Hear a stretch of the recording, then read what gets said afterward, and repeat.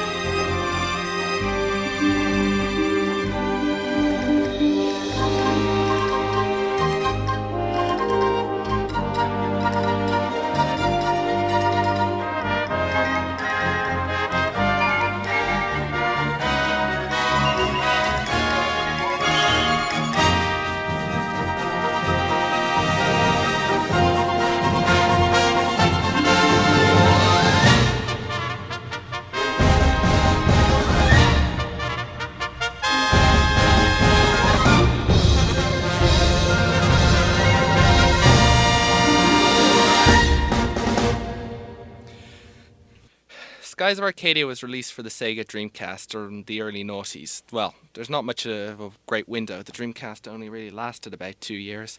But it was a great console and it had a lot of brilliant hits, and Skies of Arcadia was without doubt one of them. You basically played as a group of sky pirates in this fantasy practically world of floating islands. You'd started off pretty much raiding this gigantic ship and then having all these soldiers attack you, and then suddenly having to deal with this guy who was sending his gigantic rhinoceros pet on you to attack you instead of facing you himself. It had a great tone, it had beautiful aesthetics, and it just made the whole thing feel like an adventure. That song was probably one of the best ways to start things off. It was released also for the GameCube a few years later, Skies of Arcadia Legends, and the GameCube version actually did fix one or two of the minor niggly problems with the Dreamcast version. Namely, you had a few too many battles and it could just get a little kicked, and sometimes it would just, you'd be flying around and suddenly there'd be a battle and you deal with it and you fly around a little more, another battle. But I don't know, I don't like focusing on the problems with games. The great part of Skies of Arcadia was that it was just beautiful. Each world, there were like 6 different nations. Each one had their own theme, their own set of characters. And each one you'd usually find people to add to your crew. And I mean, in some ways the story was somewhat cliche. You were fighting off against an evil empire. But the main characters you were with had such a free spirit. It seemed the world you lived in seemed so lively with so many different possibilities. It was just a great feeling of adventure. Alright, I know that maybe not many of you have played Skies of Arcadia, but I think that I'll move on to another intro theme that I think a few more of you may have played. I think I'll leave you to guess which one it is, but I'll go on to it right now. Oh, and just so I'm clear, the opening theme to Skies of Arcadia was composed by Yutaka, Minobe, and Tatsuyuki, Maeda. But that was Skies of Arcadia. Let's see if you can guess this one.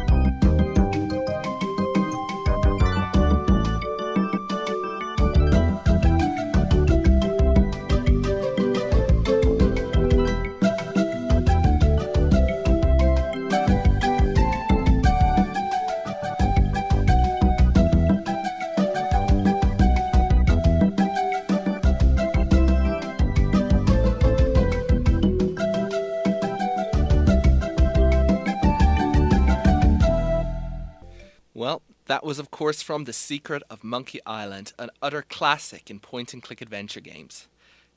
We're staying on the pirate theme, apparently, because you play Guybrush Threepwood, whose first words practically in the game were, "My name is Guybrush Threepwood, and I want to be a pirate." The next person asks why does he have such a stupid name. But that's actually another story. There actually is a story behind that, but I won't. It involves paint applications. But the point was, that was probably one of my favorite early games. It was just point-and-click adventure games were sort of like the games where you could feel you could roam anywhere and do anything. You could talk to characters, pick up items, go on adventures, truly interactive stuff, which has died out a little these days because a lot of games these days don't quite seem to have the path laid out for the player. And even while that was a bit like that back then, at least, you could do some diverse things. Of course, like any good game, there were problems, like you could get stuck, you might figure out how the heck do you get the fish from the bird, but I think overall it just delivered a great story. It had a huge amount of humour, and damn, it had a couple of good sequels as well. Incidentally, it was Michael Land who made the opening theme there. He was responsible for a lot of the MIDI composition for the game. And yeah, why don't we move on to our next track? Boy, I feel I'm so skimming over something like that. Something like Monkey Island, it's like, boy, how can you only say a few things about it? But I think got quite a few songs here, and I think I'll just move on for now. Okay, so this next one is actually a pretty interesting one. It's from a video game called Evil Genius. It was made a couple of years back, and it was actually this whole strategy game where you were basically a Bond villain, and you built this base on an island. And the whole idea is you had to build up your legion of minions that would go around the world and do nefarious acts of evil. And you could build like torture chambers. Well, that's actually not as much funny these days, but it's more funnier in the game. It's got a more cartoony aesthetic, so to speak. Very cartoony, very things. You had your own henchmen who were like super powered minions, which was pretty cool, although you had to be careful about, you had to cause acts of villainy, but if spies or from all around the world came to invade your base, you had to set up traps for them. It was a little like a tower defense game in that way, but it was also like an RTS game. And others, the way you built up your lair and you built up your minion training sections and built up your minion headquarters, and of course your conference room where you allowed meetings with other great evil things.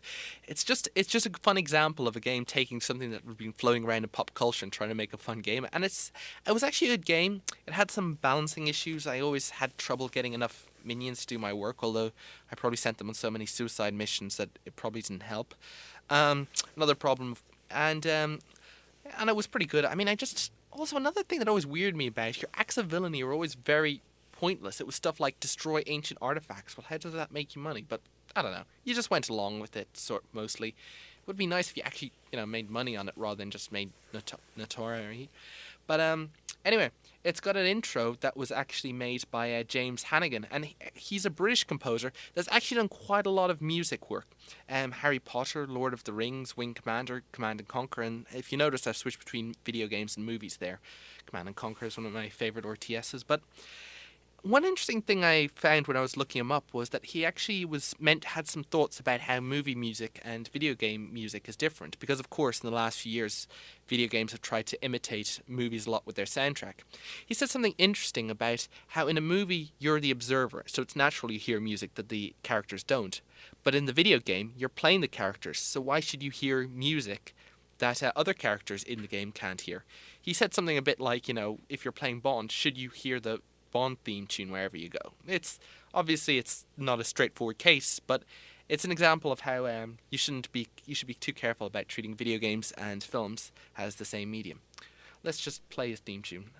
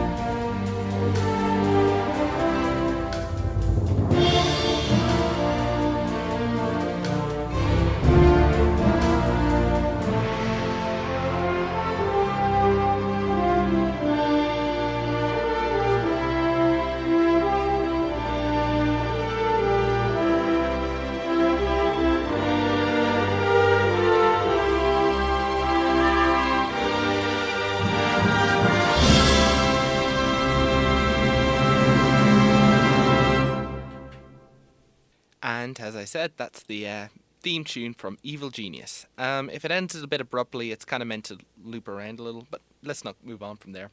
The next theme, I think, is another great theme tune. It's from Headhunter, another Sega Dreamcast game I just had to get around to. It's kind of hard to describe this game because in a lot of ways it's very generic, but this was before what it was doing became extremely generic. In fact, that's one of the problems actually. When it was re-released on the PlayStation a few years later, some of the reviews are saying, well, a year ago it was kind of exciting, but now it's kind of a little passé.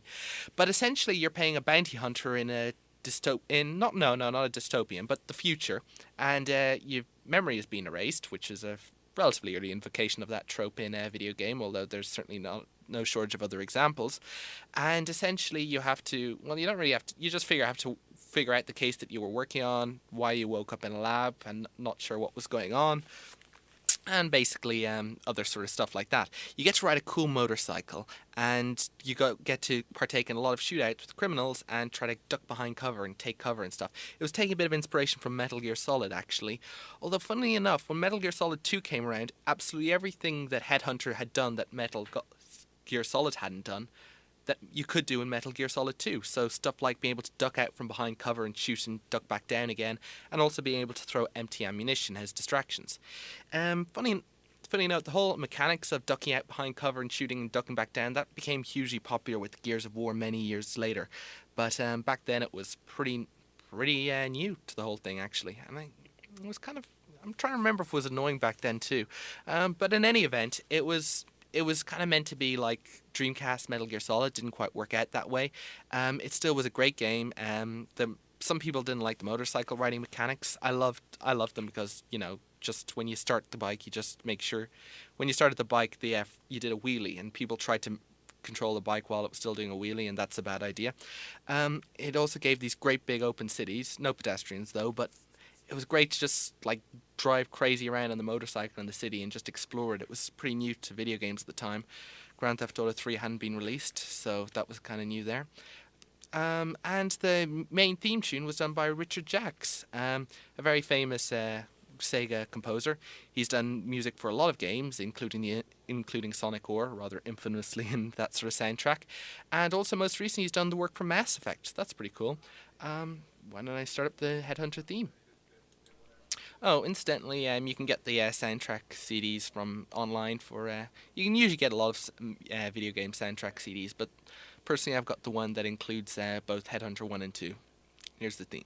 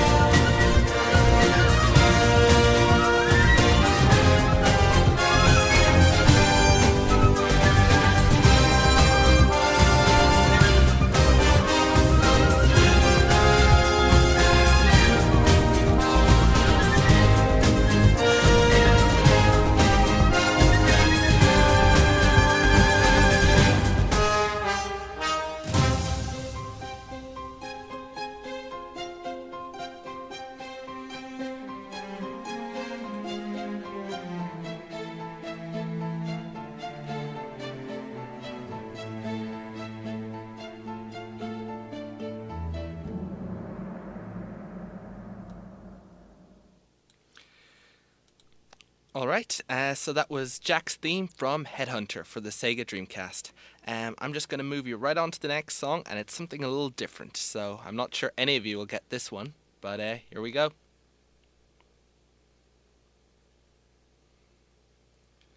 Yeah.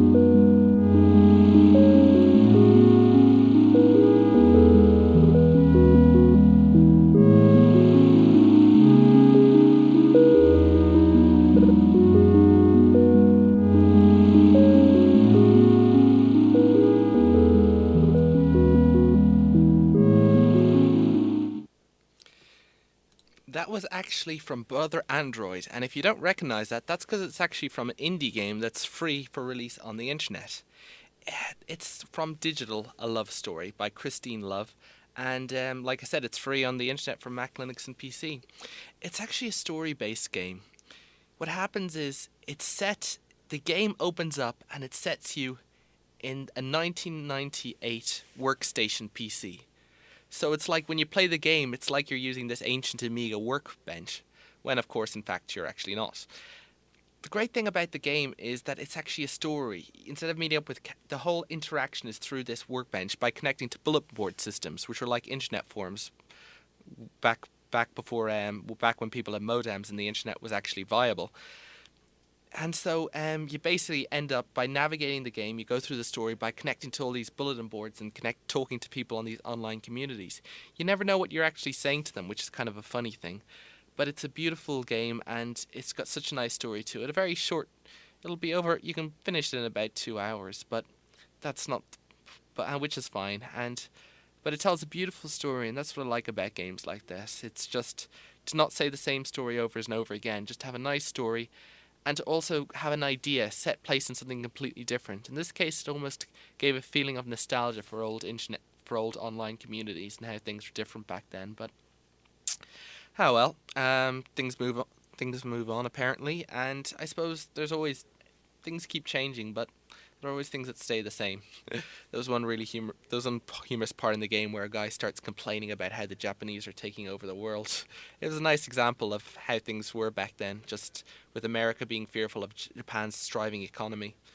And now they're worried about China's. But let's not get into politics. I think one of the reasons we like video games is because they can be so lovably divorced from politics. Well, then again, there are a few political games out there, but maybe that's a subject for another day. I think right for now it's far more productive to move on to a really nice Japanese theme tune. Oh, wait, actually, I'm afraid we're going to have to cut the Japanese theme tune. Not out of any disrespect, they have made some incredible music. They make some incredible amounts of great games, although recently maybe not so much, but let's not get into that either. I was actually going to play you something from Shenmue, but it looks like we're running low on time, so I'll have to shift it off to my ending song. My ending song, but just so we're clear, Shenmue is a great, beautiful game that was also released from the Dreamcast, since we seem to be having a bit of a Dreamcast theme at the moment. And it had a beautiful song, so lovingly, but we don't seem to have time for that right now, so. What we're going to move on to is, for all the intro songs I had, I didn't have enough outro songs, to be honest, but I've got one. And even though it doesn't play when the game ends, it plays when one of the game chapter ends. So I think that kind of counts. It's kind of different because the actual the song in the game is different for a couple of reasons. For a start, it's actually played in the game. It's diegetic music, if I've pronounced that right, where the characters actually hear it. In fact, in the game, you actually come up and meet the characters who are actually meant to play the game. It's from Alan Wake, where you play a novel writer who goes to a place and suddenly finds everything starts going crazy. Darkness seems to be possessing people and causing them to attack him, and he has to use a flashlight and a gun in order to defeat himself. And I'm not joking about the flashlight pit. The creatures are vulnerable to light. So in other words, the game keeps coming up with reasons why everything takes place during the night time, and you can't seem to get anything productive done during the day. One time he ends up getting drugged by someone he should have not trusted, but let's not go into that right now. In the game, he's a bit,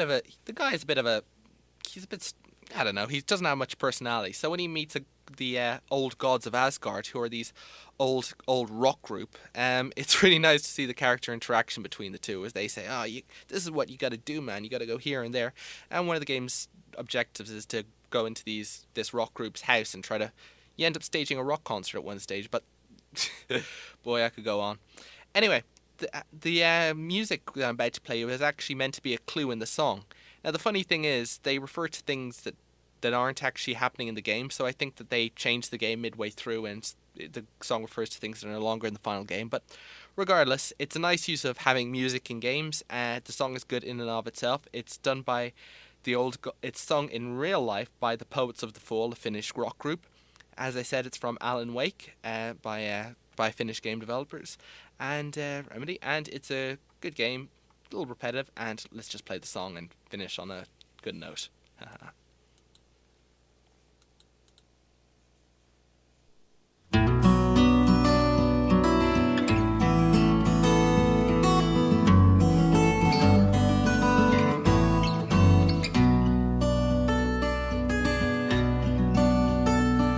There's an old town road with mystery of Tom the poet and his muse, and a magic lake which gave a life to the words the poet used. Now the muse, she was his happiness, and he rhymed about her grace, and told the stories of treasures deep beneath the blackened waves. Till in the stillness of wonder, and still in its misty crown, the muse, she went down to the lake, and in the waves she drowned. And now to see your love set free, you will need the witch's cabin key. Find the lady of the light, gone mad with the night. That's how you reshape destiny.